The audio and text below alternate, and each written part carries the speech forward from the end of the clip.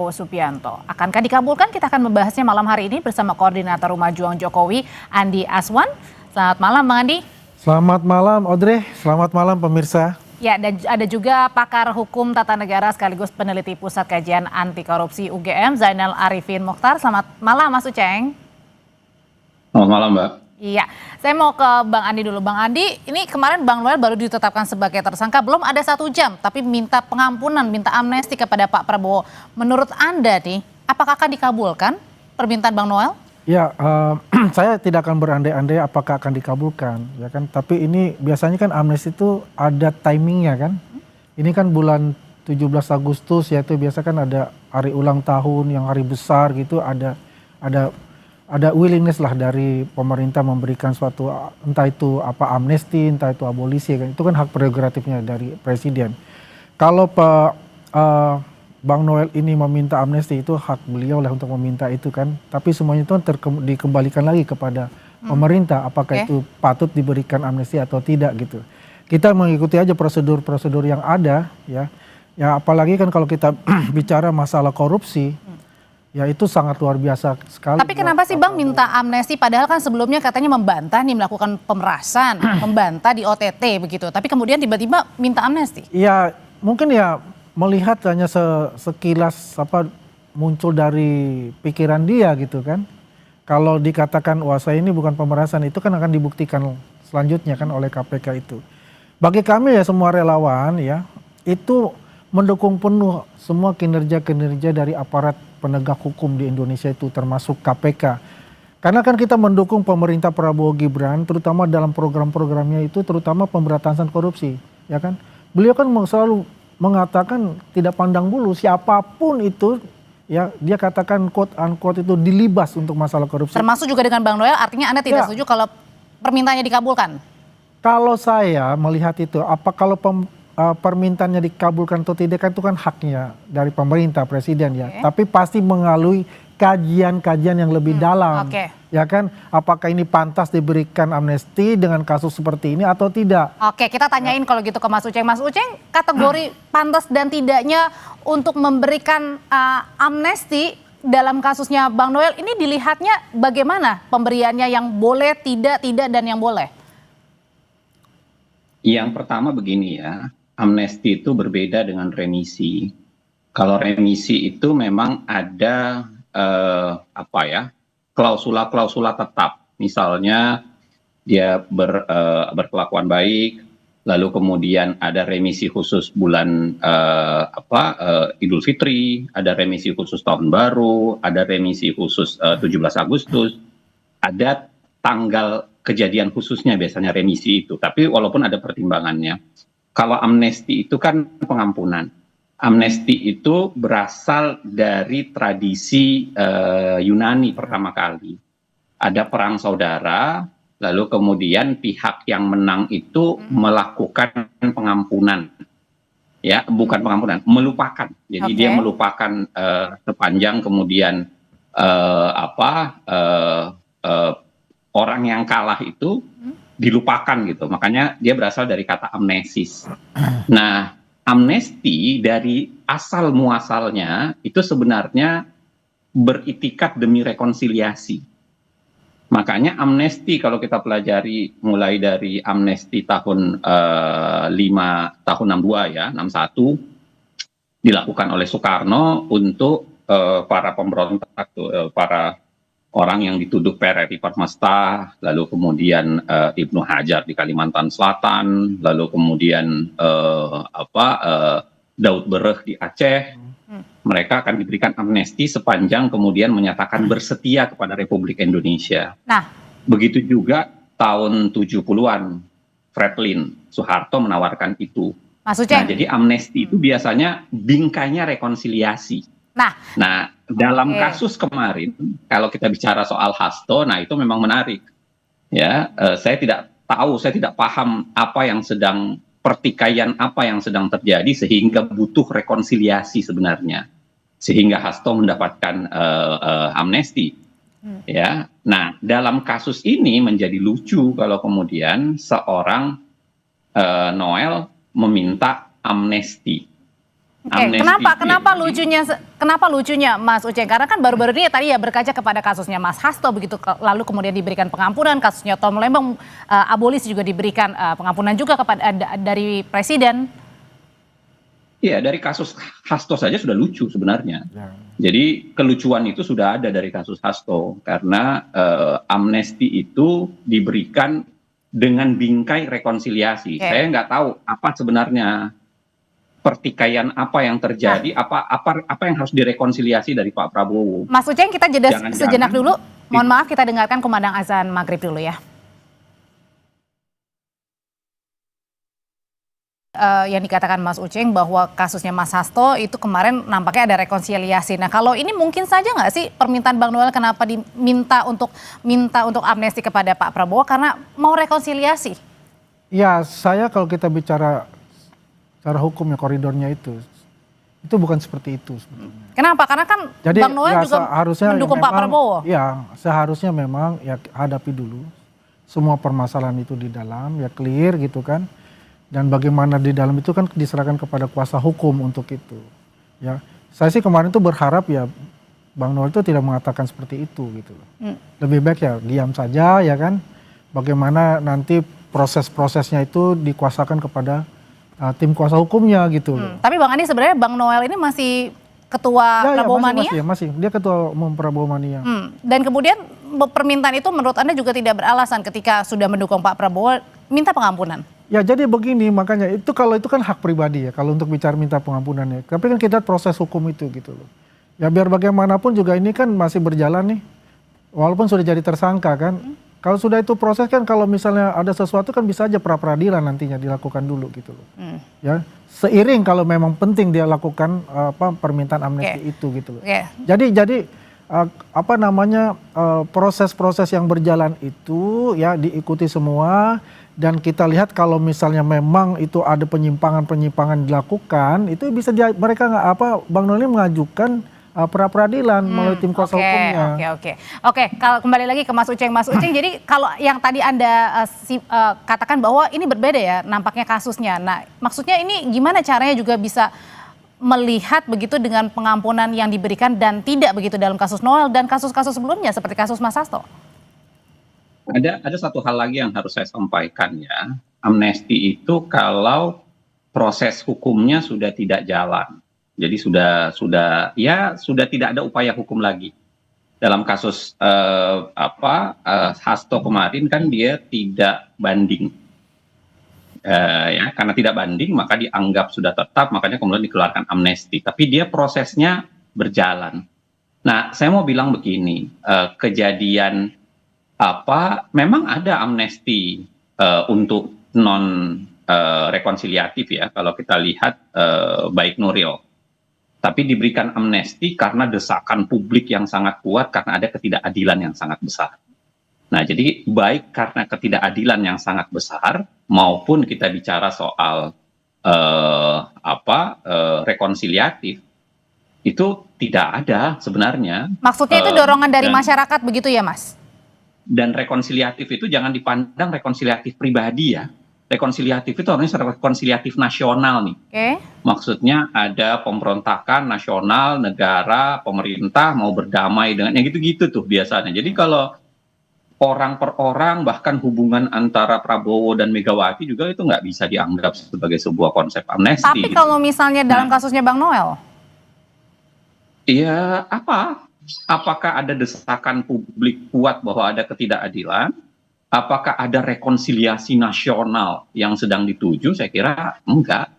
Lagi pula ini kasus korupsi. Harus diingat kasus korupsi itu adalah dalam tanda kutip tertentu ya bisa dianggap sebagai hostis humanis generis gitu.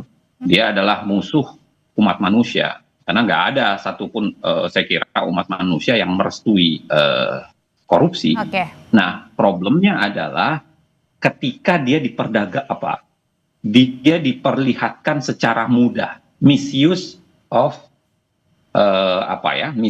amnesty proses itu terjadi beberapa kali dan saya kira itulah yang harus dihentikan. Pak Prabowo jangan lagi mengulangi model amnesti-amnestian seperti kasus Hasto karena itu kita nggak jelas apa kepentingan nasionalnya dan apa untuk ketidakadilan macam apa sebenarnya.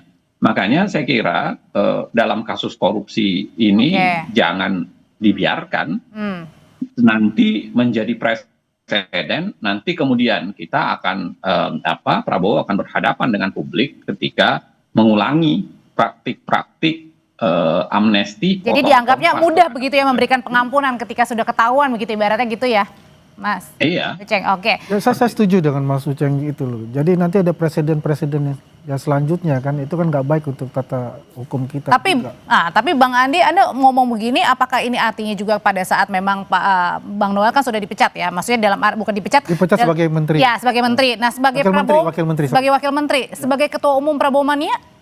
Ya kalau bicara ketua umum Prabowo ini dalam organisasi itu kan ada peraturan-peraturan sendiri dalam organisasi itu kan diserahkan kepada semua anggota ya. Di situ kan juga ada sekjen atau apa kan nanti kan ditentukan di organisasi sendiri. Tapi dengan Bang Noel yang sudah tidak sudah tidak menjadi wamen lagi karena sudah ditetapkan sebagai tersangka biar fokus kepada proses hukum, apakah ini juga menandakan begitu Pak Prabowo sudah tidak sayang lagi dengan Bang Noel yang dulu Pak Prabowo? Jadi begini, Pak Prabowo ini adalah Presiden Republik Indonesia, ya. Jadi beliau itu berdiri di atas semua kepentingan-kepentingan organisasi apapun itu. Karena ini masalahnya adalah dalam asta cita beliau itu kan dari 8 itu kan ada pemberantasan korupsi. Nah korupsi ini adalah bukan main-main buat beliau itu. Berapa kali dikatakan di setiap kesempatan dan di setiap rapat dengan menteri-menterinya pun juga, pembantu-pembantunya juga. Jauhi untuk korupsi itu. Saya akan tidak pandang bulu, siapapun akan saya katakan libas untuk itu. Dan ini kan satu pembelajaran yang paling bagus ini, bahwasanya terjadi di salah satu pembantu beliau, walaupun pembantu beliau itu sangat die-hard dengan beliau, dia katakan ini adalah suatu komitmen kita bersama untuk memberantas korupsi. Siapapun itu harus menerima dan siap untuk dipecat untuk itu. Dan kita apresiasilah apa yang dilakukan oleh pemerintah ya dalam hal ini Pak Prabowo dan jajarannya, Prabowo dan Mas Gibran dan jajarannya. Oke, kalau gitu pertanyaan selanjutnya adalah kalau misalnya jadi ini permintaan dari seorang Emmanuel Ebenezer untuk permintaan amnesti kepada Pak Presiden, Mas Uceng, sebenarnya apa yang harus menjadi pertimbangan untuk bisa dikabulkan atau tidak? Nanti usai jeda tetap bersama kami, Mas Uceng dan juga Bang Andi akan menjawabnya. Tetap bersama kami di Sapa Indonesia Malam.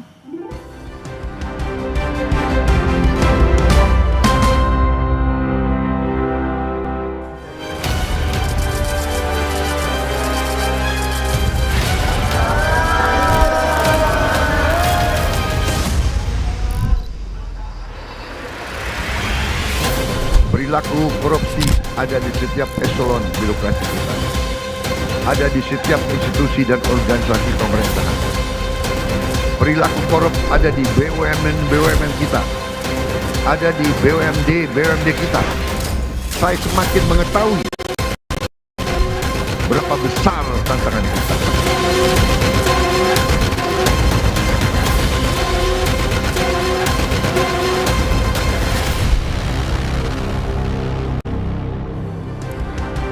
Bang Adi, jadi kalau misalnya nanti Bang Noel ini jadi untuk meminta pengampunan kepada Pak Prabowo, sebenarnya apa yang bisa menjadi pertimbangan hal-hal yang baik dari seorang Bang Noel?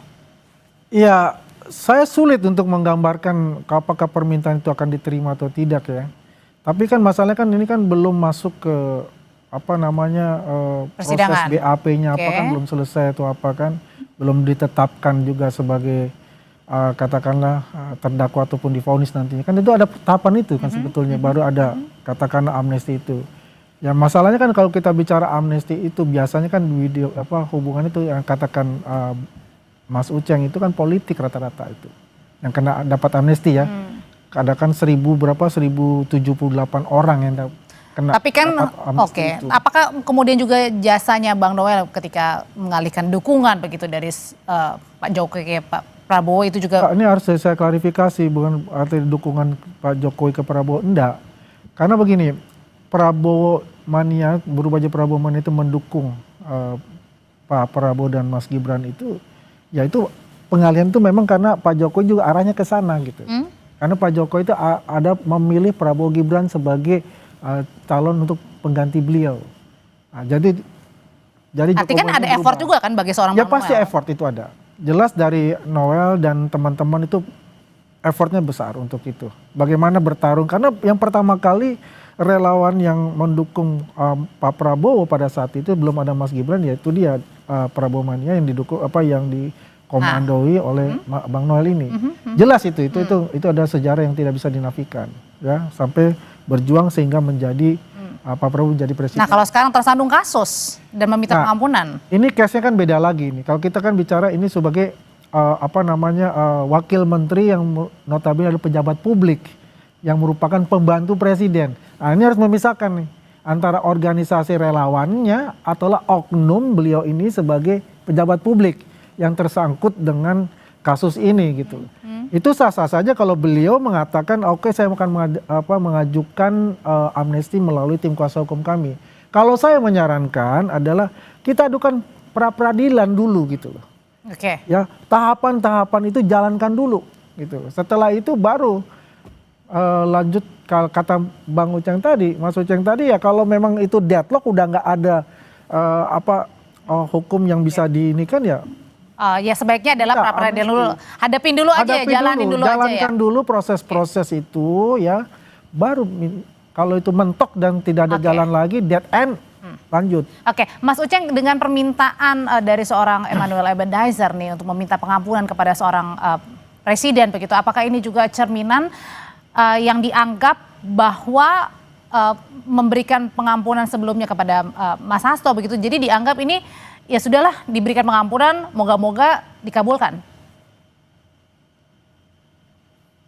Saya kira nggak bisa ya, saya kira cukuplah kemarin, sudah lebih dari cukup. Kemarin ada pertunjukan amnesti dengan ketidakjelasan. Karena saya bilang lagi, rekonsiliasi macam apa sebenarnya yang mau diperbaiki. Kalau Pak Prabowo tidak baik hubungannya dengan Bu Mega, itu urusan pribadi. Tidak ada kaitannya dengan rekonsiliasi nasional. Makanya ketika diambil langkah itu sudah menjadi pertanyaan besar. Yang kedua, Pak Prabowo harus ingat, sejak abad ke-16, yang namanya Dewi Keadilan itu mulai, simbolnya itu mulai ditutup matanya. Waktu itu mulai ada pemikiran kuat untuk mengatakan bahwa hukum itu harus imparsial. Dalam artian dia tidak boleh memihak kepada siapapun, baik karena itu anak buahnya, itu Prabowo manianya, atau apapun itu. Jadi harus ditegakkan hukum sekuat-kuatnya. Yang ketiga, saya kira untuk meluruskan pidato yang sering disampaikan oleh Pak Prabowo sendiri bahwa akan melawan korupsi, akan mengejar koruptor sampai ke Timbuktu, sampai ke Kutub Utara gitu. Kalau sekarang tiba-tiba ada Prabowo mania minta lalu dikasih, tim Kutub Utara macam mana sebenarnya yang mau dituju oleh Pak Prabowo kalau melakukan itu. Dan yang keempat, saya kira kalau kita bicara soal kasus korupsi yang menimpa Noel, kalau memang betul yang disampaikan oleh KPK ya, saya kira itu pengkhianatan luar biasa terhadap buruh.